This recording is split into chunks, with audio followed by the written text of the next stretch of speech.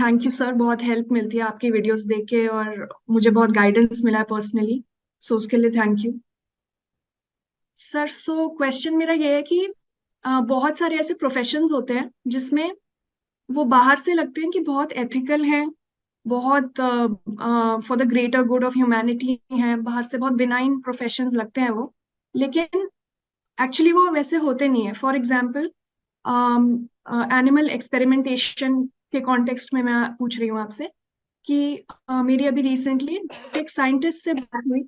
तो मैं उनसे न्यूरालिंक करके एक कंपनी है इलॉन मस्क की, जिसमें वो मंकीज इंपोर्ट करते हैं कंबोडिया से और डेवलपिंग कंट्रीज से, और उनके ऊपर फुल बॉडी रिस्ट्रेंट्स डाल के एक्सपेरिमेंट्स करते हैं। और उनका बेसिकली मोटिव ये है कि वो ह्यूमन ब्रेन को कनेक्ट करना चाहते हैं वायरलेस डिवाइसेस से, without without like we wouldn't have to use our hands anymore. तो वो एक्सपेरिमेंट्स वो मंकीज पे कर रहे हैं, और इस प्रोसेस में मंकीज पैरालाइज हो जाते हैं, कोमा में चले जाते हैं। वो केजेस में, उनको छोटे छोटे केजेस में रखते हैं, तो मंकीज केज पे अपना माथा फोड़ते रहते हैं पूरे दिन। तो वो बहुत ज्यादा टॉर्चर होते हैं। और सिमिलरली जैसे बहुत सारे मेकअप की टेस्टिंग होती है रैबिट्स के ऊपर, उनकी आंखों के अंदर डिटर्जेंट डाल दिया जाता है, वो ब्लाइंड हो जाते हैं। और डॉग्स बीगल्स के ऊपर एक्सपेरिमेंट्स होते हैं यहाँ विस्कॉन्सिन में। तो ऐसे बहुत सारी एक्सपेरिमेंटेशन लैब्स हैं। तो वो जो बायोटेक साइंटिस्ट से मेरी बात हो रही थी, वो इस चीज को जस्टिफाई कर रही थी, क्योंकि वो कह रही थी कि जैसे माइस है, माइस एक्सपेरिमेंटेशन के थ्रू कैंसर रिसर्च काफी आगे बढ़ी है। तो एनिमल एक्सपेरिमेंटेशन बहुत इंपॉर्टेंट है for the advancement of human technology और ह्यूमन डेवलपमेंट। और इसमें मैं बहुत बहुत अनकंफर्टेबल फील कर रही थी, बिकॉज एक तरह से उनके हिसाब से उन्होंने सही विंडो चूज करी है, वो एक एथिकल, मतलब उन्होंने सही काम चूज किया है, पर मुझे इसमें थोड़ा डिस्कम्फर्ट फील हो रहा था। तो मैं आपसे समझना चाहती हूँ कि आप इसको किस नजरों से देखते हैं, मुझे थोड़ा सा गाइड कीजिए इसमें, बिकॉज मेरे दिमाग में ये बहुत घूमता रहता है और मुझे कुछ क्लैरिटी, मुझे नहीं पता कि ये सही है या गलत है, या किस एक्सटेंट तक। जैसे आपने बोला कि एनिमल्स हमारे बच्चों जैसे हैं, तो हम उनको टॉर्चर कैसे कर सकते हैं even if it's for the advancement of technology? तो ये किस हद तक जस्टिफाइड है, ये मेरा क्वेश्चन है।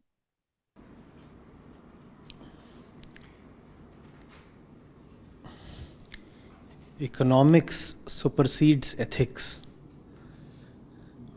बात यहाँ एथिकल नहीं है, मामला इकोनॉमिक्स का है। जानवरों पर जो प्रयोग करा जा रहा है वो सस्ता पड़ता है। वो जो रिसर्च है वो इतनी कॉम्प्लेक्स नहीं है कि बिना जानवरों के हो ही नहीं सकती। वो हो सकती है पर महंगी हो जाएगी। जानवरों से सस्ता पड़ जाता है। जानवरों को क्या, उनकी ब्रीडिंग कराओ, उन पर रिसर्च करो, ब्रीडिंग कराओ, रिसर्च करो, बहुत सस्ता है। और ब्रीडिंग भी कहाँ कराओ, किसी थर्ड वर्ल्ड कंट्री में कराओ, और सस्ता पड़ता है। तो ये सब कुछ इसलिए चल रहा है क्योंकि हम जानवर की ज़िंदगी को कोई इकोनॉमिक वैल्यू नहीं दे रहे हैं। ये जहाँ कहीं से भी रैबिट्स या मॉन्कीज लाते हैं, उनके एक्सपोर्ट पर टैरिफ पड़ जाए, उनके रिसर्च पर टैक्स लग जाए, तो ये जितनी रिसर्च कर रहे हैं तुरंत वो दिशा बदल देगी। वो सारा जो काम है जो जानवरों पे हो रहा है वो कंप्यूटर सिमुलेशन से होने लग जाएगा। आज आपके पास सुपर कंप्यूटर्स हैं जो आधे ब्रह्मांड को सिमुलेट कर लेते हैं कि कहाँ क्या चल रहा है, जो पृथ्वी के पूरे एटमॉस्फेयर को सिमुलेट करके बता देते हैं कि आज से 20 साल बाद तापमान में क्या वृद्धि हो रही होगी, क्या चीज़ें होंगी, ग्लेशियर्स का क्या हाल होगा। ये सब कुछ कैसे हो रहा है? कंप्यूटर प्रोसेसिंग से हो रहा है। या कोई आप एक्सपेरिमेंट करके ये पता लगाते हो, एक्सपेरिमेंटेशन से नहीं होता, ये सिमुलेशन से होता है। वो सिमुलेशन मेडिकल क्षेत्र में भी हो सकता है, लेकिन वो महंगा पड़ेगा। और ये हमारा वैल्यू सिस्टम है, हमारी मूल्य व्यवस्था है कि हम जानवरों की जान को कोई वैल्यू नहीं देते। आप वैल्यू देना शुरू कर दीजिए, टैक्स लगा दीजिए। अगर डॉलर लगने लग जाए रैबिट पे रिसर्च करने पे, तो रैबिट वाली रिसर्च तुरंत फिर दूसरी दिशा ले लेगी। रिसर्च होगी अभी भी, पर बिना रैबिट के हो जाएगी। बात आप समझ रहे हो? तो ये जो बात है कि अगर जानवर पर नहीं रिसर्च होती तो कैंसर का कहाँ से इलाज आता, ये बात बिल्कुल गलत है। जानवर पर नहीं भी आपने वो प्रयोग किए होते भद्दे इलाज तो भी आ जाता, और वही इलाज आता जो आज आया है, बस वो इलाज आपको महंगा पड़ता। आप जानवर की जान की कीमत 2 रुपए भी नहीं लगाते। आज इस इलाज की जो कीमत है उससे अगर 2 रुपए भी महंगा हो जाए वो इलाज, तो आप कहते हो क्यों महंगा हो गया, क्यों महंगा हो गया। उस 2 रुपए के लिए अगर 200 खरगोश भी यातना दे देकर मारने पड़े तो क्या बात है, लेकिन 2 रुपए हमारे बचने चाहिए। आप बात समझ रहे हैं? लेकिन उसके नुकसान बहुत हैं।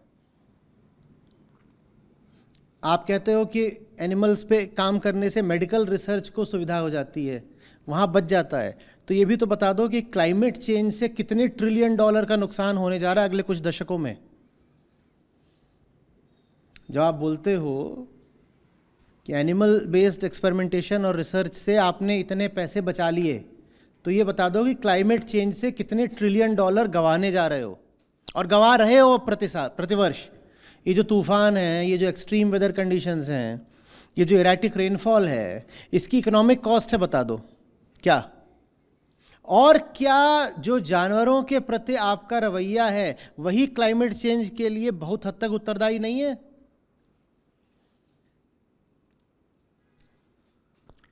30-35% green house emission food related है, फूड रिलेटेड। और फूड रिलेटेड माने यही कि जो जानवरों का कत्ल कर रहे हो खाने के लिए। अगर आपके मन में जानवरों के प्रति कुछ करुणा, कुछ सहृदयता आ गई होती तो आपका कैंसर वाला रिसर्च महंगा हो जाता, लेकिन क्लाइमेट चेंज में आपने कितने पैसे बचा लिए होते। तो ले दे के मामला तो नुकसान का ही हुआ है। जानवर भी मारा गया और इंसान ने भी अपना नुकसान किया, आंतरिक नुकसान भी किया, भीतर से बर्बाद हुआ, और बाहरी यानी आर्थिक नुकसान भी किया। तो ये जो कुछ भी चल रहा है ये सिर्फ फूलिश है, अनएथिकल भी बाद में है, उससे पहले स्टूपिड है। आज आपके पास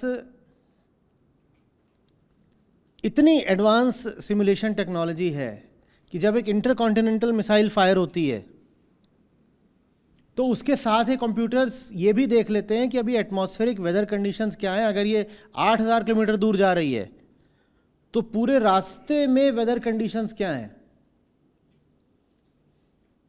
क्योंकि ज़रा भी ऊंच नीच होने से जो उसका टारगेट होता है वो उसको मिस करेगी। और वो बहुत प्रिसाइज मिसाइल्स होती हैं कि 50 मीटर के दायरे में जहाँ इंटेंडेड उसका स्पॉट है उससे 50 मीटर के दायरे में ही गिरनी चाहिए। और थोड़ा बहुत, और 8000 किलोमीटर की यात्रा और गिरना है उसे 50 मीटर के प्रिसीशन पे, तो इसके लिए कंप्यूटर पहले ही सिमुलेट कर देता है कि वो उसकी रास्ते में भी जो पूरी स्पीड और ट्रैजेक्टरी है वो उसको गाइड करता रहता है।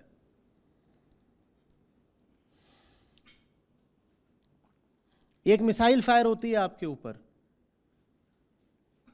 राडार सिस्टम उसको पिक करता है, उतनी देर में वो अन्य कई मिसाइलों को एक्टिवेट करता है, और वो जो मिसाइल आ रही है वो सुपरसोनिक भी हो सकती है, लेकिन उसकी जो ट्रेजेक्ट्री है उसको सिमुलेट करके नीचे से एक मिसाइल जाती है उसको मार देती है।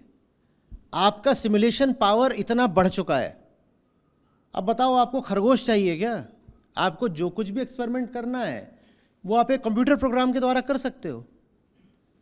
बस वो जो कंप्यूटर प्रोग्राम है उसको बनाना महंगा पड़ेगा, खरगोश की जान हमें सस्ती लगती है।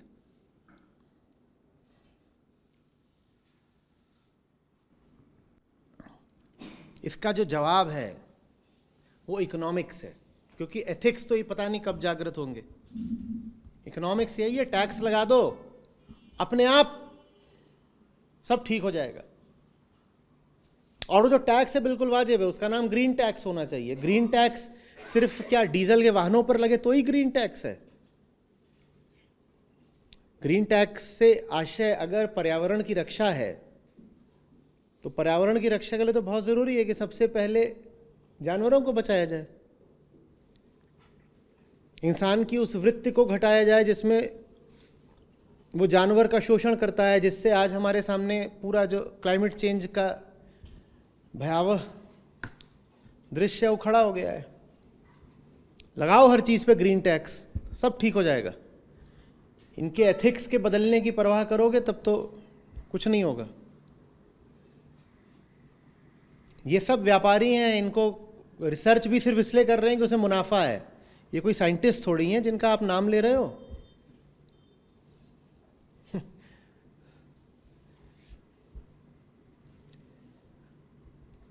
इनको तो जैसे हो जाए पैसा बनाना, इनकी रिसर्च भी पूरी ये होती है कि कहाँ से 2 रुपया और निकल आए।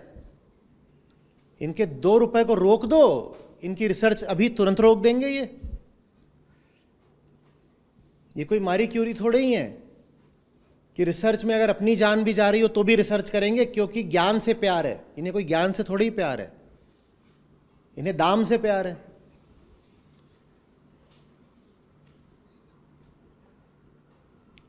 Just make it expensive for them.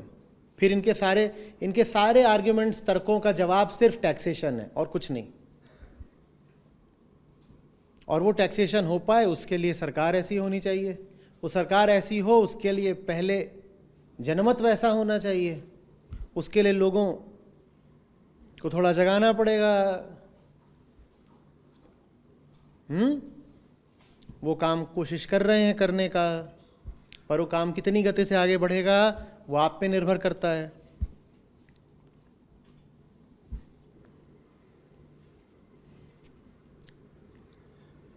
आप अपनी लेबोरेटरीज में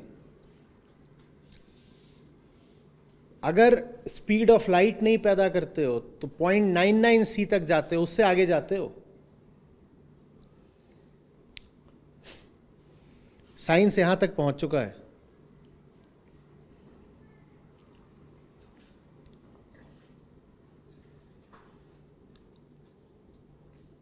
खरगोश, हम क्या डार्क एजेस में रह रहे हैं? ये मेडिवल क्रूएल्टी है। In the age of cutting edge science, ये मेडिवल क्रूएल्टी है कि खरगोश और बंदर पे परीक्षण चल रहा है। एक और आपके पास हैं पार्टिकल एक्सेलरेटर्स, और आप कह रहे हो कि जो चीज हमने पॉजिट करी है थ्योरेटिकली कि होनी चाहिए, उसको टेस्ट करके देखेंगे कि इतनी स्पीड पर फलाना पार्टिकल पैदा होता है कि नहीं। उसी के लिए तो ये आपके सब सर्न वगैरह हैं, वो एक्सिलरेट करते देखते हैं। वो जो पैदा होता है वो इतने कम समय के लिए, नैनो सेकेंड्स के लिए आता है, पर हम जानना चाहते हैं तो हम करते हैं, और उसमें मिलियंस डॉलर्स की रिसर्च हम लगाते हैं। पर अब खरगोश के लिए कौन $2 भी लगाए? आज आपके पास सिस्टम्स हैं जो कि मिलियंस ऑफ ईयर्स पहले जो स्टार्स थे, बिलियंस, जो पता नहीं कब के बुझ चुके, ब्लैक होल हो गए, उन्होंने जो तब संदेश भेजे थे उनको आप आज रिसीव कर पा रहे हो। साइंस कहां से कहां पहुंच चुका है। और ये काम चल रहा है एनिमल रिसर्च वाला ऐसे जब से अभी हम 15वीं शताब्दी में हो।